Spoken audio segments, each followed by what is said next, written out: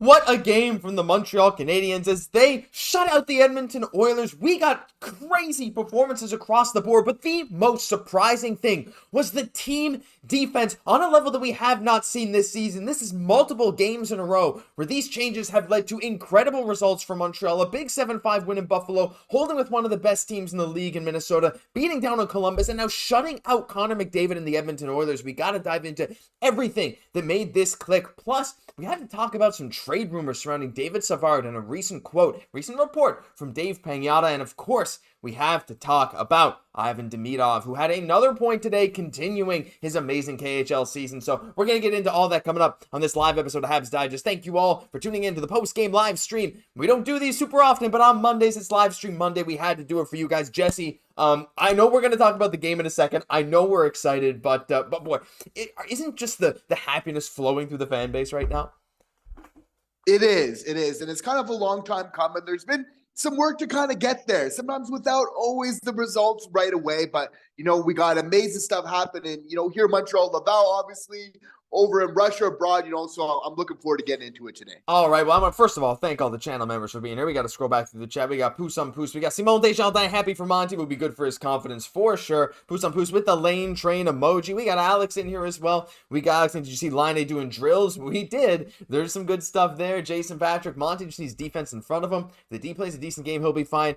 Luke, hello Luke, longtime channel member as well. Hey guys, hi Luke. We're gonna get into all the game later. Trust me, you're gonna want to hold on for that. But we gotta give some pre-show to that, right? There's some other stuff going on in Habs land, and the first thing I want to talk about, Jesse, is our boy Ivan Demidov, because this guy, well, if you missed it, he had another good game today. He started on the fourth line, but check out this here. His shot gets deflected by his teammate, and it goes in, picking up an assist for his 20th point in his 29th game. Reminder, still a teenager, but look at this sequence here. Look at what he does off the turnover. That could have been a goal, that insane pass, but watch him here.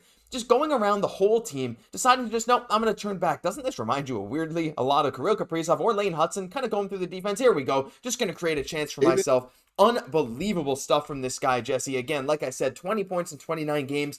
Despite being deployed on the third and fourth line the entire season. I don't know. Every time I watch a highlight of this guy, every single game, I see him do something I've never seen before. The demigod is in full effect.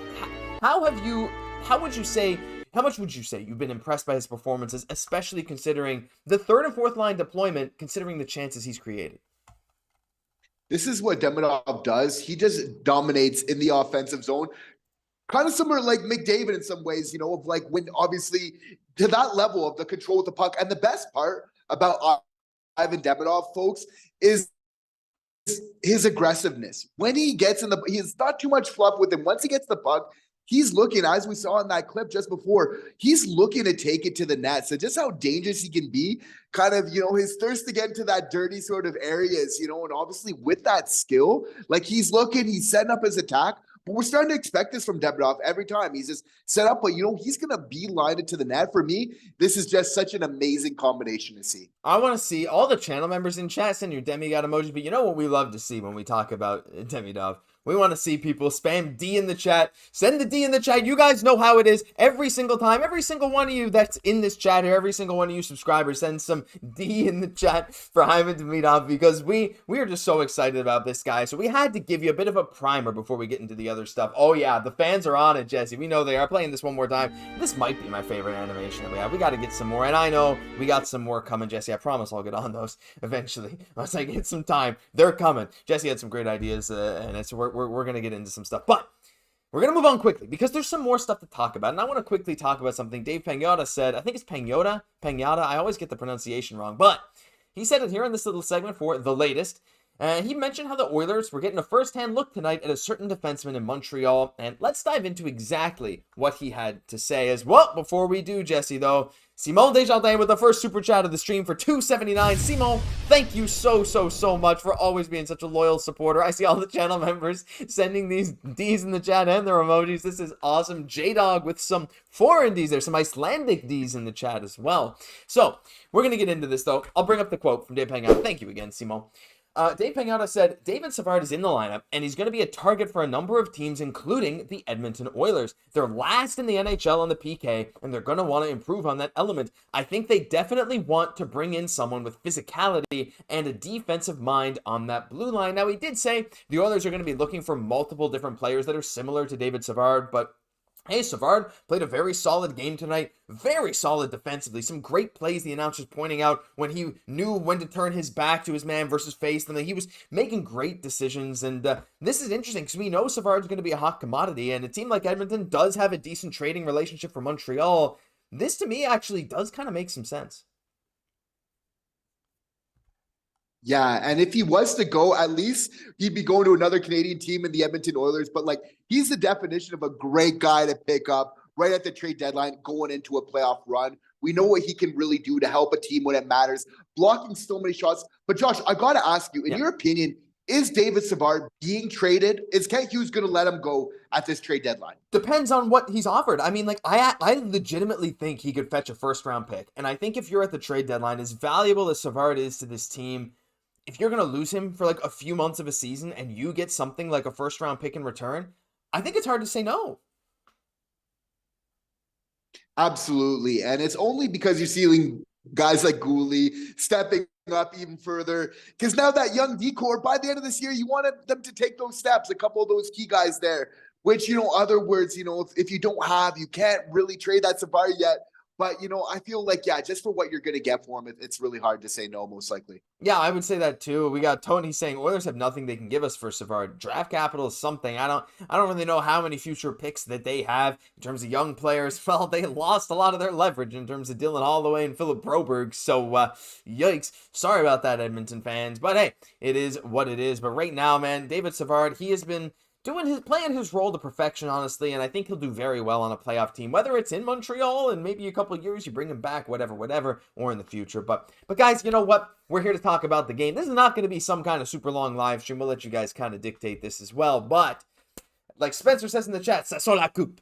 Ça sent la coupe, Jesse. This is amazing right now for Montreal. Let's just get right into this. So you can feel free to pause. Don't do that. It's a live stream. We'll actually leave this up for a while. Take a look at the box score.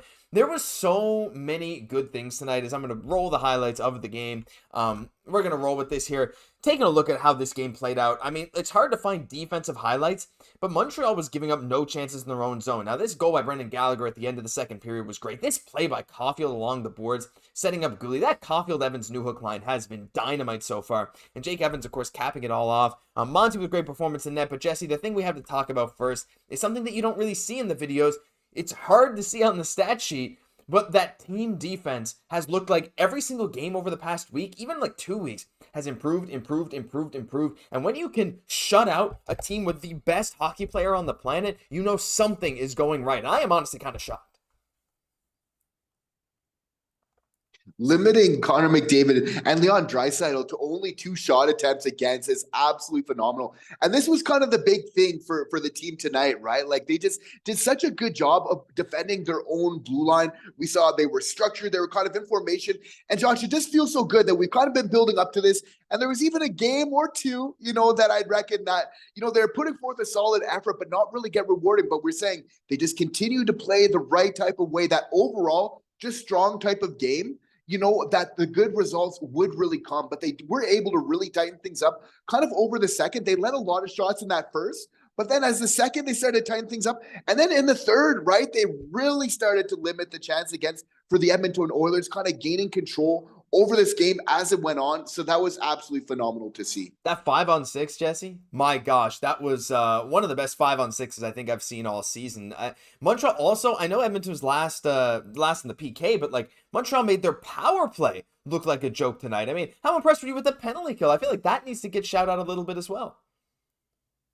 It absolutely does. I mean, the guys are working as a unit. They're taking a lot of pride in there.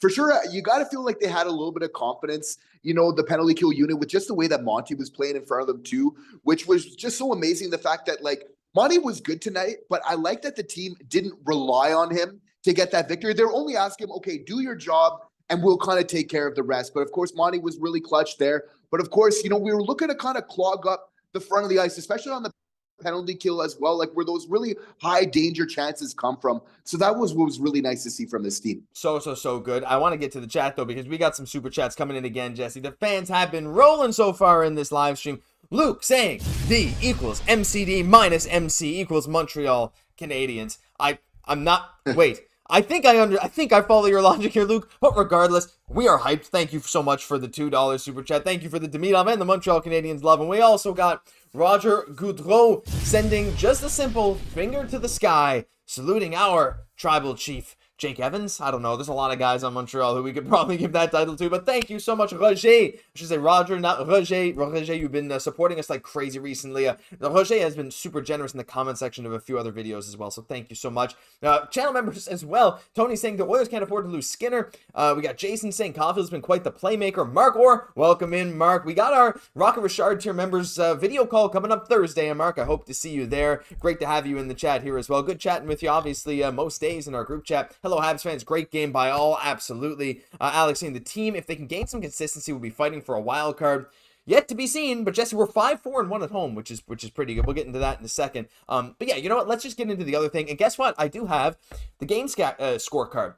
So I'm gonna read off the top performers of this game. Matheson, Guhle, Evans, Hutson, Slafkovsky. And I think some people were not super thrilled with Slavzilla. Some people saying good, some people saying not. But honestly, to see the defensemen at the top of this list, Matheson, I thought, had a really good bounce back game after a couple of rough ones. But not just them. I would say like the D-core plus Montembeault tonight made this game. The goal scoring was fine, but I think we just need to dedicate a segment right now to how good our actual defensemen were in front of Monty, and Monty himself making some incredible saves.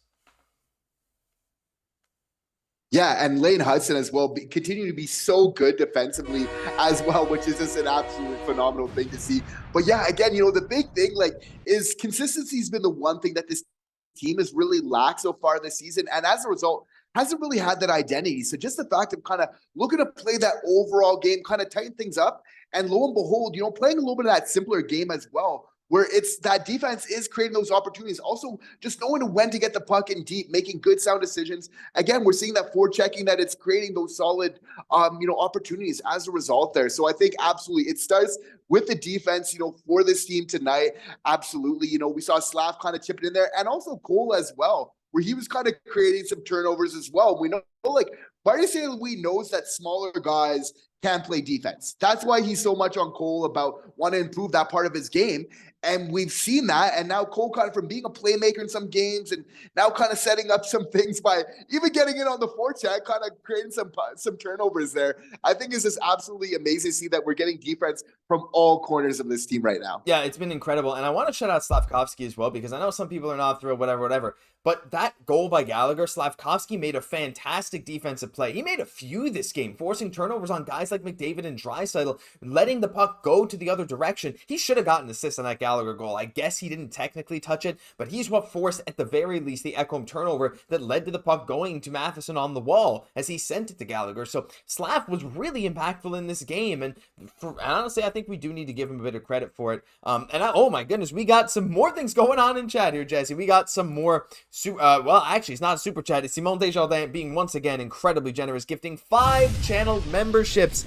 And if you hear your name called, you have been gifted the channel membership. I see Tyler already sees it, but we got Tyler. We got Rafi, who has been a longtime member of these streams as well. We got Zane. We got Roger Goudreau. Roger, you are now a channel member once again. You can send those emojis whenever you want to. The Lane Train, the Demigod. And we got the Lille or Liler, not sure, but all gifted subs. So thank you so much. Mark saying should be able to be there Thursday. Rafi and Tyler saying thank you for the membership. Rafi saying I felt like Newhook and Evans were some of the best players as of late. And boy, Jesse, he's my boy. I did want to shout out Jake Evans. There's so much that we could talk about in this game, including Lane Hutson's amazing defense on Draisaitl. There was a full possession where he just shadowed him and didn't let him get anything. Anyway, there's so much we could talk about, but we got to keep this kind of short and concise. There's only so much we can get into here. But Jake Evans, now up to 10 points in 19 games, on pace for by far a career high in points right now. He's on pace for what? You multiply that out, about 40 points, 42-ish points this season, 4 goals, 6 assists.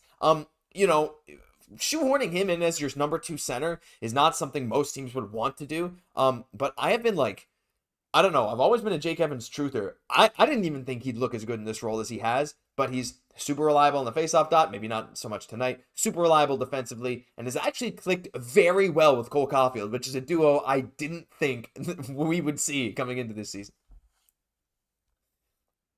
Yeah, amazing chemistry on that goal there with from Cole to Evans to Guhle, kind of setting that up. Like amazing chemistry just throughout. And again, if there's one guy that really deserves it, it's Evans. He's just a great example, put in that hard work. And as a result, you'll get those points at a certain point. And again, he's a great example of that defense, kind of play with that heart and soul, how under the right circumstances, that can definitely translate to offense as well, not cutting corners, playing the game as it should, so, much love to Jake Evans on his continued great play here. 102 points now for a 7th round pick, Jesse. That doesn't happen very often, hey? I mean, like that is one of the crazier things so far in the NHL. There's a few other things I did want to get into. Holy crap, we're up to almost 200 viewers right now, which is unbelievable. Thank you all for tuning in. Want to just go back to this one more time.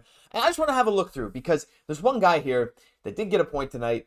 He got a goal that I feel like we haven't, well, there's 2 guys actually that we haven't directly mentioned. Kaiden Guhle went off, took a shot, went to the locker room, came back, scored a goal. And it was a weak goal, to be fair. Calvin Pickard probably shouldn't have let that in, but is what it is. Guhle, again, showing that offensive flash, showing why he's likely going to be a steal at $5.5 million. But Jesse, Brendan Gallagher, I feel like he's one of those guys that you have to talk about every single time he scores a goal. Just for reference, he's on pace for 35 goals this season. I don't know if it's sustainable, but we're 19 games into the season, and Brendan Gallagher is on pace for 35 goals. How insane is that? And did you have any idea that this would happen coming into this season? Oh man, with the injuries, right? You didn't know because the talent was always there. You just have to felt like if you could somehow get healthy, because he's going to be in front of the net. If you're playing in front of there, you're going to get those goals. But boy, did we ever need that first one from Gallagher tonight, because this game could have went either way there. And with that first goal from Gallagher, again, being the vet that this team really needs, again, we know in front of the net, like that is some serious hand-eye on those tips. And we're seeing that a couple times from Gallagher. Like we sometimes like to think he's all pissed and vinegar, but like this guy has some hockey skill as well. You don't score 30 goals in the NHL, be on pace again to do that this year, without that. So again, this guy is providing what this team needs night in, night out, and you got to feel like he's going to be there to continue to do that this season. I sure hope so. Tyler, making good use of the new channel membership with the lane train emoji there, simply saying Gally is a superstar. Absolutely. We got WL saying Gallagher earning his keep this season. Honestly, that Gallagher, Dvorak, and Anderson line has been kind of rolling. I thought they looked good tonight. I thought Anderson had a couple of turnovers, but he still had some good chances as well.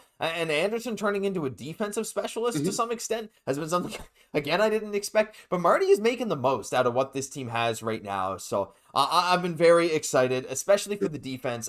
Looking forward, Jesse. There's no game now until Saturday, so the team gets some much-needed rest. Guhle will get to nurse that, whatever he got hit with. He still played the end of the game. But I think Vegas is going to be another big test. And I'm saying, Jesse, Saturday night is going to be, if we can put on another defensive clinic like tonight, if Montreal can string together a couple weeks straight of a game kind of like that, I think that could be really a sign of something special. We're already seeing something insane right now with Monty again getting tied for second in the NHL with 2 shutouts. And the defense really not bailing him out. That's not what I meant to say, but the defense really helping him out in net. If they can do that against Vegas, I mean, how much will that boost your confidence for the coming weeks? It would really boost it quite a bit, and especially after a big test tonight against Edmonton, who's no real slouch so far this season as well. But you have to feel after a couple games, now we're having faith of, okay, this is what we're going to expect from this team, right? Is they're going to play smart defensively. They're going to kind of crowd that blue line.